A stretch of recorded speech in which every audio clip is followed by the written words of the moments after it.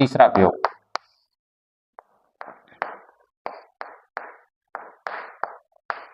विभिन्न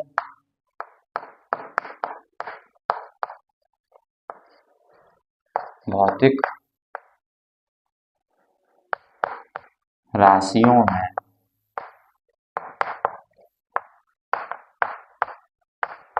संबंध स्थापित करना।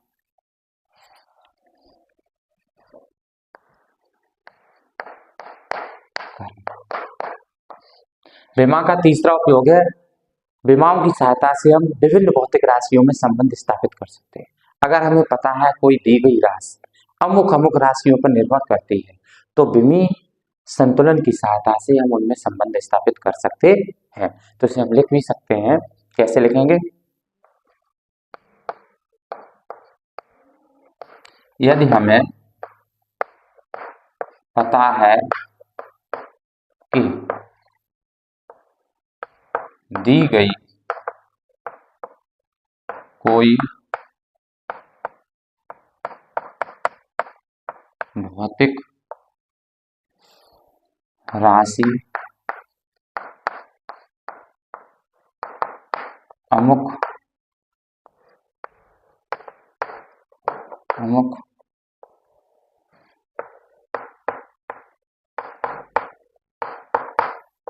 राशियों पर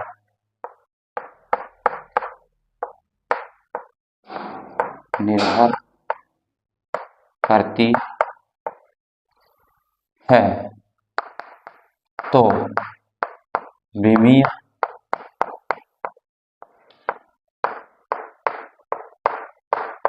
संतुलन की सहायता से हम उनमें संबंध स्थापित कर सकते हैं।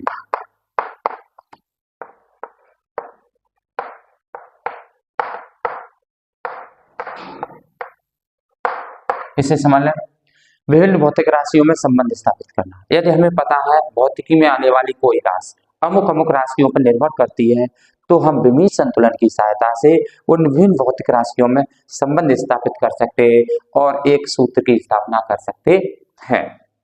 इसे हम अब प्रश्न के द्वारा भी हल करना सीखेंगे। इसके आधार पर आपको प्रश्न मिलेंगे, परीक्षा में प्रश्न मिलेंगे। इसीलिए भौतिकी विमाओं को उपयोग को हमें अच्छे से पढ़ना है, जिससे हम परीक्षा आने वाले प्रश्नों को आसानी से हल कर सकें।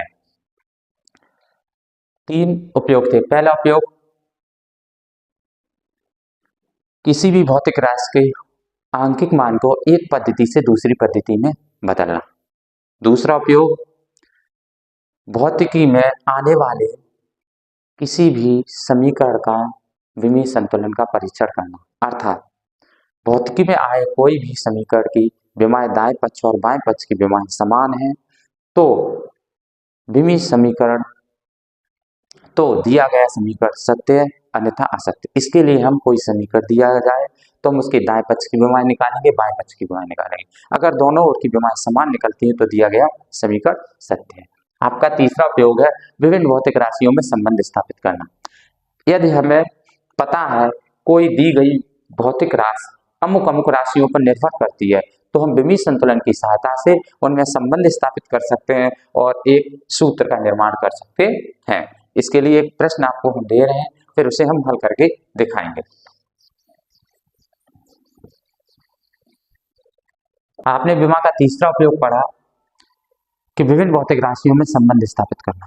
हमें पता है कोई दी गई भौतिक राशि अमुक अमुक राशियों पर निर्भर करती है, तो विमीय संतुलन की सहायता से, विमीय विश्लेषण की सहायता से हम उनमें संबंध स्थापित करते हैं। हाँ, आपके समक्ष एक सवाल दिया गया है, एक कण क्षैतिज तल में वृत्तीय कक्षा में परिक्रमा कर रहा है, तो उस पर लगने वाला अपकेंद्री बल F कण के द्रव्यमान M, वृत्त की त्रिज्या R तथा कण की चाल V पर निर्भर करता है, तो अपकेंद्री बल F के सूत्र का निरूपण विमीय विश्लेषण से करो।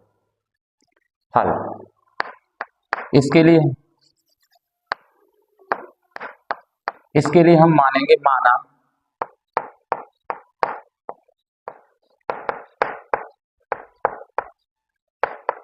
अब केंद्रीय बल F द्रव्यमान m की विमा A, त्रिज्या r की विमा B तथा वेग v की विमा C पर निर्भर करता है।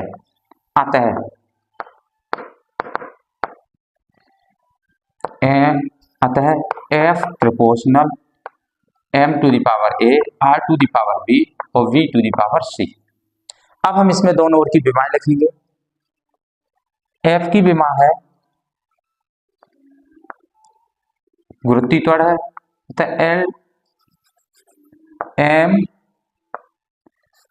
अब हम दोनों ओर की विमाएं लिखेंगे। हमें पता है F गुरुत्वीय, अब हम दोनों ओर की विमाएं लिखेंगे। हमें पता है जहां F अपकेंद्री बल है, अतः बल की विमा होती है m l t माइनस 2 बराबर m द्रव्यमान है, इसकी विमा m to the power a, r त्रिज्या है, इसे लंबाई में नापते हैं, अतः l इसकी विमा b, v वेलोसिटी है, इसकी विमा l t माइनस 1, इसकी विमा c। तो m l t माइनस 2 ये हो जाएगा आपका m a, l l में चली जाएगी तो l पर पावर हो जाएगी b और इसकी power c, b plus c, और यहाँ t इनवर्स की पावर माइनस के c। अब हम दोनों विमाओं का संतुलन करेंगे और a और b और c के मान निकालेंगे, और दोनों पक्षों की विमाओं की तुलना करने पर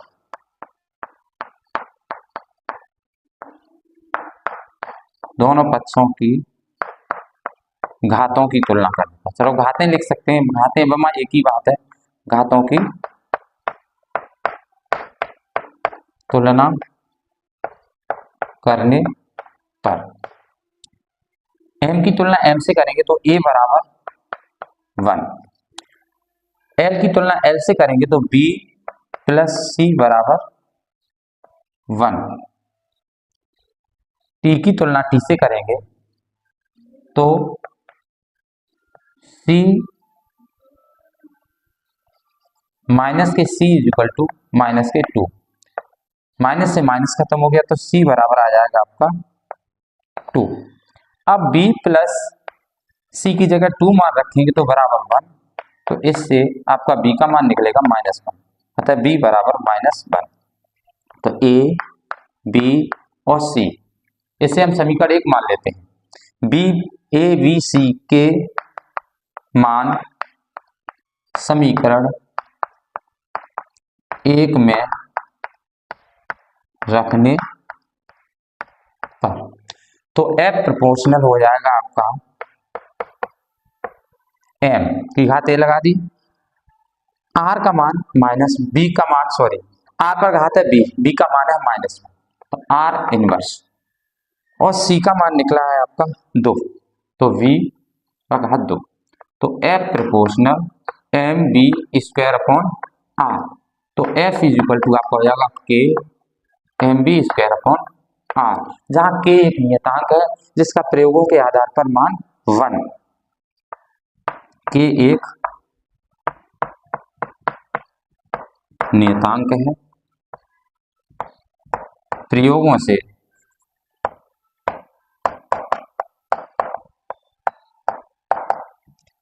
k इज इक्वल टू 1, अतः F is equal to M B square upon r। ये आपका फॉर्मूला। एक बार फिर समझ लें, एक कण क्षैतिज तल में प्रति कक्षा में परिक्रमा कर रहा है, तो उस पर लगने वाला केंद्रीय बल F, कण के द्रव्यमान M, त्रिज्या R तथा कण की चाल B पर निर्भर करता है। तो अब केंद्रीय बल के लिए फॉर्मूला ज्ञात कीजिए।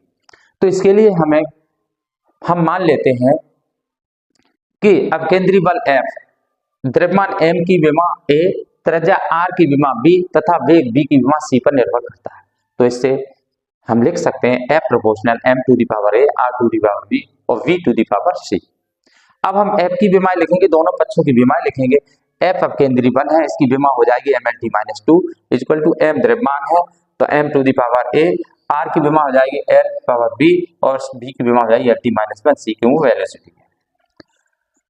तो इसको तो हम ऐसे ही रखेंगे, यहाँ पर L को L में मल्टीपल कर देंगे तो L पावर यहाँ C है और यहाँ B है तो B प्लस C हो जाएगा और T पे पावर माइनस की C हो जाएगी। अब दोनों पक्षों की हम विमाओं की तुलना करेंगे, तो M की तुलना M से करेंगे तो एक power A equal to 1, B plus C equal to 1 और minus C equal to -2, minus से माइनस कर जाएगा तो C बराबर 2 आ जाएंगे। अब हम C का मान यहाँ B प्लस C में रखेंगे तो B प्लस 2 बराबर 1 तो B इक्वल टू -1। अतः अब A और B और C के हमें तीनों के मान प्राप्त हो चुके हैं और इनको हम समीकरण 1 में रखते हैं।